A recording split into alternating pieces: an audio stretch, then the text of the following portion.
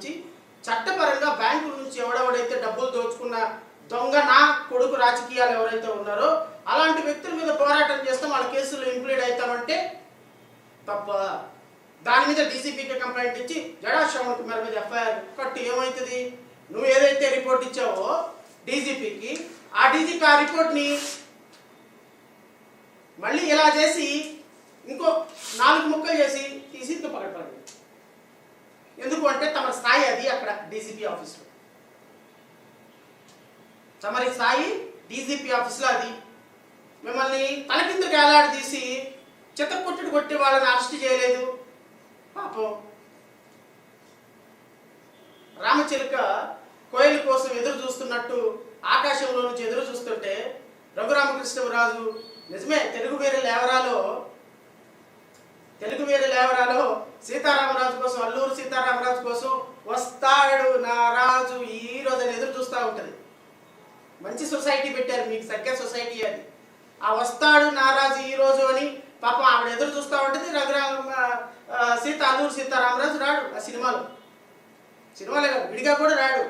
మీరు కూడా చేస్తాడు చంద్రబాబు అరెస్టు, ఈ రోజు చేస్తాడు చంద్రబాబు అరెస్టు, ఈ రోజు చేస్తాడు చంద్రబాబు అరెస్టు అని పాపం నువ్వు ఎవరి మీద అయితే తప్పుడు రిపోర్ట్లు ఇచ్చావో జగన్మోహన్ రెడ్డిని అరెస్ట్ చేస్తాడు, వస్తాడు నా రాజులాగా చేస్తాడు నా చంద్రన్న అరెస్టు ఈ రోజు అని పాటలు పాడుకుంటమే సరిపోయింది విజయ నిర్మల. ఎవరిని అరెస్ట్ చేసిన పద్ధతి లేదు. పాపం అనాథరైజ్డ్ చర్చెస్ మీద ఏదైనా చర్యలు తీసుకుంటారు అంటే లేదు, చర్యలు తీసుకోవడం లేదు, అక్కడ డిస్సాటిస్ఫాక్షన్.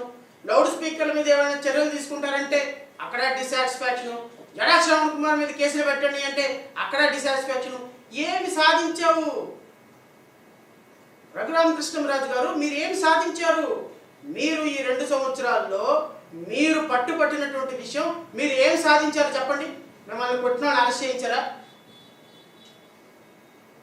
లేకపోతే మీరు ఎవరి మీద అయితే యుద్ధం చేస్తున్నారో ఆ యుద్ధంలో చేసే వాళ్ళ మీద గెలుస్తున్నారా? ఏ చర్చిల మీద అయితే మోతేయాలనుకుంటున్నారో ఒక్క చర్చిని మోతేయించగలిగారా? మీరు ఏ రామాలయాన్ని అయితే ఏ మతపరమైన కట్టడాన్ని అయితే వాడుకొని అక్కడ హిందువుల మధ్య క్రిస్టియన్ల మధ్య కొన్ని మతాల మధ్య గొడవలు పెట్టాలనుకున్నారో ఆ రామాలయం కట్టగలుగుతున్నారా? సుప్రీంకోర్టు స్టే ఇచ్చింది. అదేమనంటే రామాలయానికి వ్యతిరేకం. రామాలయానికి ఎప్పటికీ వ్యతిరేకం కాదు.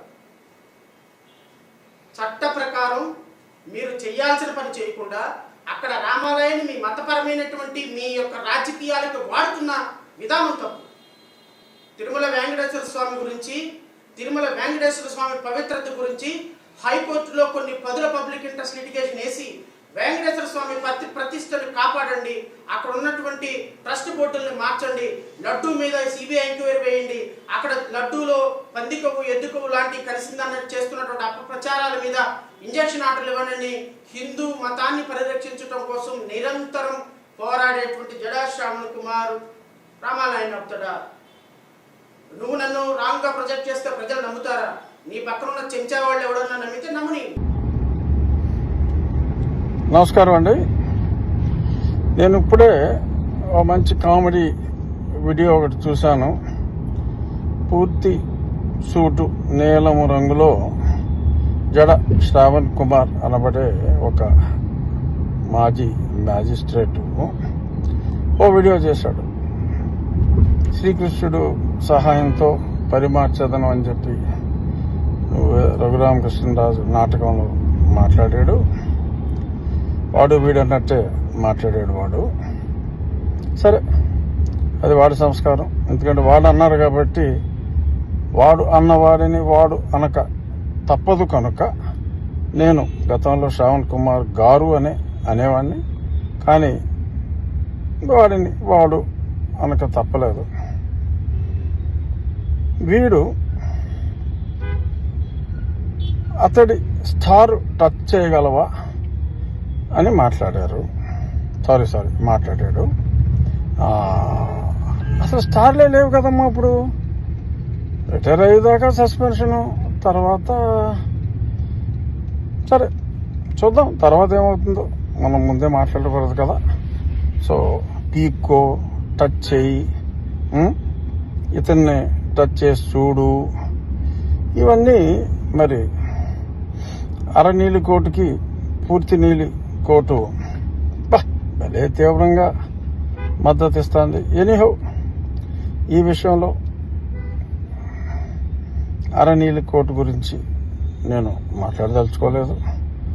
పూర్తి నీలి కోటు ఏదో స్టార్ని టచ్ చేయమంటే ఆ స్టార్లకి గౌరవం పెంచేవారిని ఎవడో టచ్ చేయలేడు. ఏమాత్రం విలువలు లేని వారిని స్టారే లేకుండా మరి ప్రస్తుతం జరిగింది. చేత give respect and take respect mister Shravan Kumar.